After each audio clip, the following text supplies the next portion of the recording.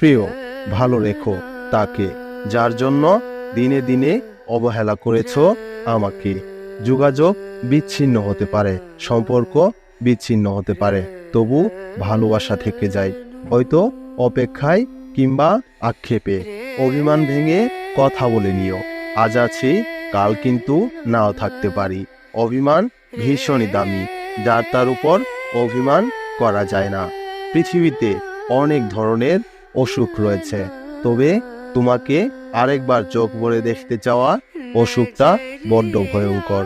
বিচ্ছেদ জানে না ভালোবাসা কতটা বাকি। নিজের সাথে যুদ্ধ করে নিজের সাথেই আর বৃষ্টি মেখে কান্না ঢাকি, কারণ বাঁচাটা ভীষণই দরকার।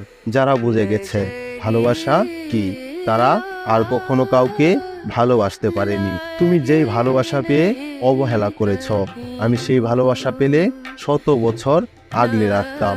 প্রিয়, তুমি আমার নও, তবুও কেন তোমার জন্য এত মায়া, বলতে পারো?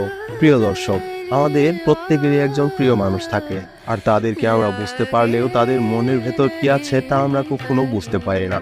তাই হয়তো বা অনেকের প্রিয় মানুষটি কষ্ট দিয়ে চলে যায়, আর তখন আপনার মনটা শুধু তার কথাই ভাবতে থাকে, আর এসব কথা কাউকে শেয়ারও করা যায় না। যে কারণে আমরা এসব কষ্টের গল্প নিয়ে আপনাদের মাঝে হাজির হয়েছি। অবশ্যই আমাদের কাছে এসব কথা শেয়ার করবেন কমেন্টে, আর ভিডিওটি যদি ভালো লাগে অবশ্যই একটি লাইক করবেন।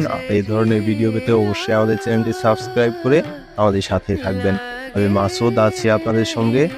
তো আজ যাচ্ছি, take care, bye bye, thanks.